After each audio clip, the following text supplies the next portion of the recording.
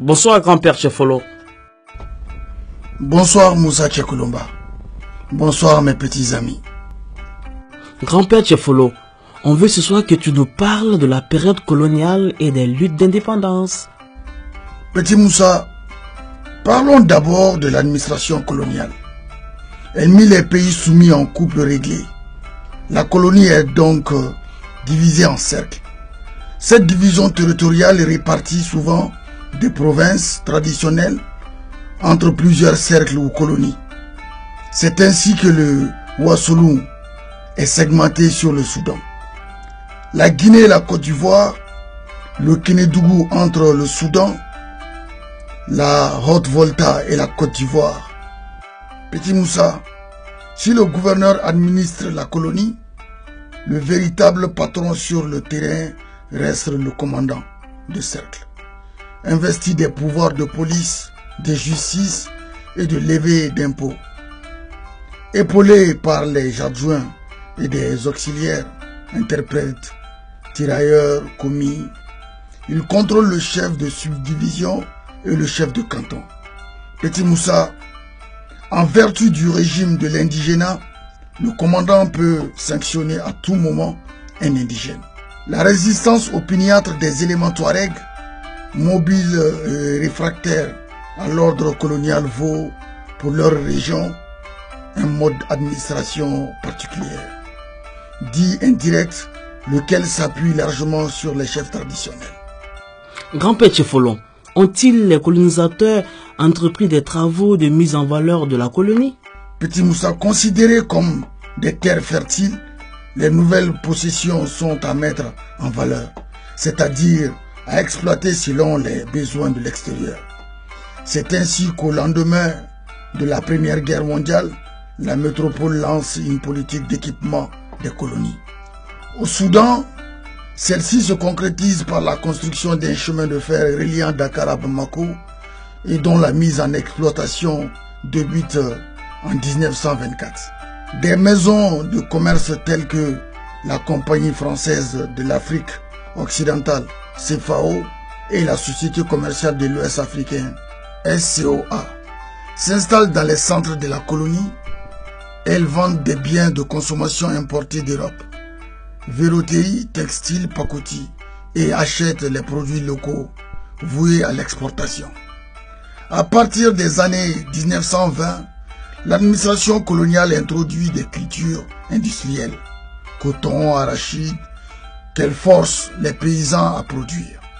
En outre, le Soudan produit le plus gros contingent des navetanes. Ces travailleurs agricoles de l'arachide, piliers des exportations de l'AOF en Sénégambie. Petit Moussa, la véritable tentative de développement de la colonie est, en 1932, la construction d'un complexe hydro-agricole dans la vallée du Niger, l'Office du Niger. Conçu par l'ingénieur Émile Bellim, ce vaste système d'irrigation visait à produire du coton pour la métropole et du riz pour l'AOF. Mais malgré l'importance des fonds investis, les résultats sont médiocres. Au lieu du million d'hectares irrigués prévu, l'Office du Niger n'a produit en 1949 que 18 000 hectares.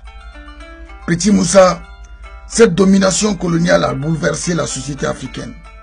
La scolarisation et l'urbanisation ont contribué à l'affaiblissement de l'autorité traditionnelle.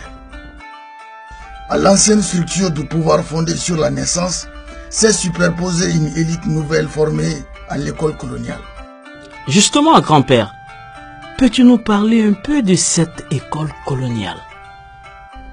Petit Moussa, la première école du Soudan ouvre ses portes à Kita en 1882.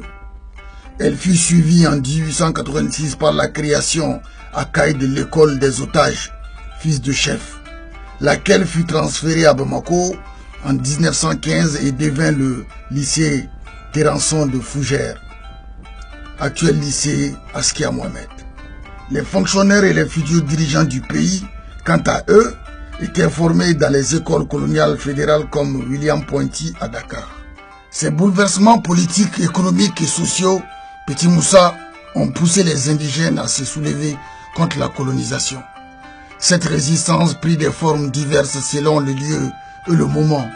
Celle de Beledougou en 1915, dont je vous ai parlé plus loin, de même que le millénarisme du marabout Cheikh Amala de 1881 à 1983, du militantisme en métropole de Tchemoko Garan Kouyaté 1902-1943. Après la Deuxième Guerre mondiale, face aux revendications, les puissances coloniales engagent des réformes dans leur domaine. Pour les colonies françaises, Conférence africaine française de Brazzaville en 1944 annonce déjà. Cette conférence se matérialise en 1946 par la suppression du travail forcé, loi Houphouët-Boigny, celle de l'indigénat, loi Lamine Gueye. Ces mesures furent suivies par l'intégration des Africains à l'administration et à la politique d'investissement dans les colonies.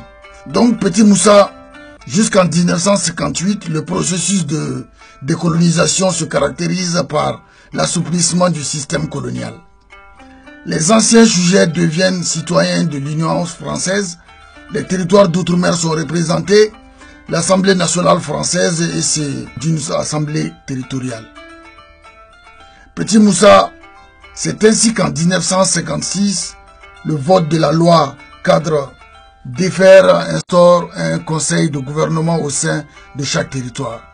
Le 28 septembre 1958, les territoires d'outre-mer, à l'exception de la Guinée, approuvent le projet de constitution du général de Gaulle et se transforment en république autonome au sein de la communauté française. En 1960, ces républiques prennent leur indépendance. Petit Moussa, tout d'abord au Soudan comme dans les autres territoires, les premières élections concernent la députation à l'Assemblée nationale constituante française en 1946. Deux formations animent la vie politique au Soudan. Le PSP, Parti progressiste soudanais, et l'USRDA, l'Union soudanaise du Rassemblement démocratique africain. Fildabo Sissoko, chef du Parti progressiste soudanais, est élu. Fildabo Sissoko, né en 1900 à Bafoullabé, ancien de l'école William Ponty, il enseigne à l'école régionale de Bafoullabé, nommé chef de canton à Nyamba en 1933. Il participe aux organisations nées de l'activité du Front populaire et de la résistance au Soudan. Homme de lettres, il publie des poèmes, des nouvelles et des essais. Les Noirs et la culture en 1950, Coup de Saguet en 1957.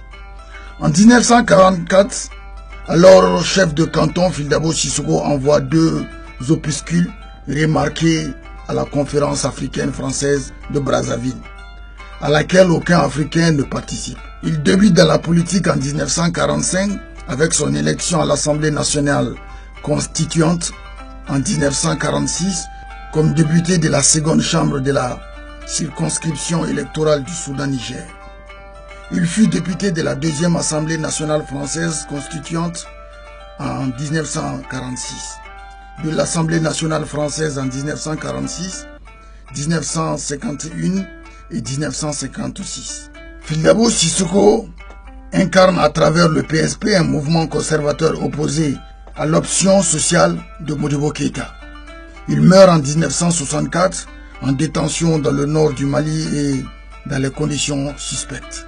Grand-père Tchefolo, c'est au tour de Awa Keïta. Qui était-elle? Petit Moussa Awa Keïta, sage-femme de son état, contribua beaucoup à l'expansion de l'USRDA dans plusieurs localités comme Gao, Tunga, Nyono, Kokri, Markala et Nara. Fille de Karamoko Keïta, ancien combattant, et de Mariam Koulibaly, Awa Keïta, née en 1912 à Bamako.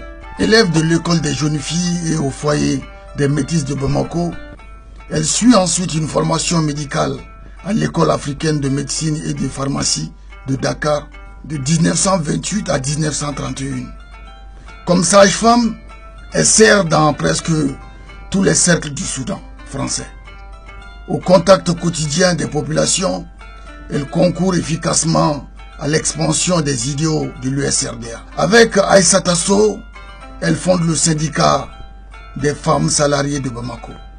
En 1958, elle intègre le bureau politique national de l'USRDA et est élue députée de la Fédération du Mali à Sikasso en 1959. Elle est la première femme du pays à accéder à ce poste et participe à l'élaboration de la constitution de la Fédération du Mali. Après l'indépendance du Mali, Awa Keïta est chargée de la commission sociale des femmes au bureau politique national de la section soudanaise du RDA et fait adopter en 1962 un code de mariage novateur. Petit Moussa, par ses publications dont Femmes d'Afrique et ses luttes, Awa Keïta est une pionnière de la lutte pour l'émancipation de la femme malienne. Elle meurt en 1979 des suites d'une hypertension artérielle. À présent, parle-nous de Mamadou Konaté. Petit Moussa, Mamadou Konaté né en 1897 à Kati, candidat malheureux de l'Union soudanaise Rassemblement démocratique africain, l'USRDA, gagne néanmoins un siège de député à l'Assemblée nationale française en novembre 1946. Un des atouts de l'USRDA par rapport au PSP est de compter de nombreux fonctionnaires dans ses rangs, qui ne manquent pas de sensibiliser les populations aux idées. Membre de nombreuses associations, il crée avec Wenzen Koulibaly le premier syndicat des anciens africains de l'AOF en 1937. Cet ancien altruiste suscite l'administration des élèves qu'il enseigne à l'école rurale de Bamako. Il acquiert la confiance de ses partenaires par sa simplicité et sa disponibilité. En 1945, en compagnie de Modibo Keïta, il forme le bloc soudanais avant de participer activement à l'organisation du congrès constitutif du RDA à Bamako. Fondé par la réunion de 800 délégués des territoires français de l'Afrique noire, Côte d'Ivoire, Guinée, Sénégal, Dahomey, Cameroun et Tchad. Il en devient le vice-président. C'est ce bloc qui se transforme en l'Union soudanaise, section locale. Mamadou Konaté siège à l'Assemblée nationale française en même temps que son adversaire Fildabo Sissoko. Il meurt en 1958 après son triomphe aux élections de mars 1957. Sa disparition ouvre la voie de la direction du mouvement à Modibo Keïta. En 1959, Léopold Sédar Senghor et Modibo Keïta forment la Fédération du Mali. Il s'agit, entre autres, de corriger les déséquilibres politiques et économiques nés de la situation coloniale et de la loi cadre. Modibo Keïta prend la direction de la Fédération le 20 juin 1960. Mais la Fédération éclate et le Sénégal proclame son indépendance, suivi de près par la République soudanaise qui devient le Mali le 22 septembre 1960. La nouvelle République du Mali se veut héritière d'une histoire multiséculaire, comme le déclare Modibo Keïta. Parce que nous voulons être les dirigeants héritiers de nos ancêtres, les artisans d'un Mali resplendissant de prospérité intérieure et de rayonnement international. En donnant le nom Mali à notre jeune République, nous allons devant l'histoire faire le serment de rétablir les valeurs morales qui ont fait la grandeur de l'Afrique. Petit Moussa, il se fait tard. Allez dormir d'un sommeil réparateur. Celui qui parle doit se soucier des oreilles de celui qui l'écoute. Bonne nuit les enfants. Grand merci, grand-père Tchafolon, et merci pour tout.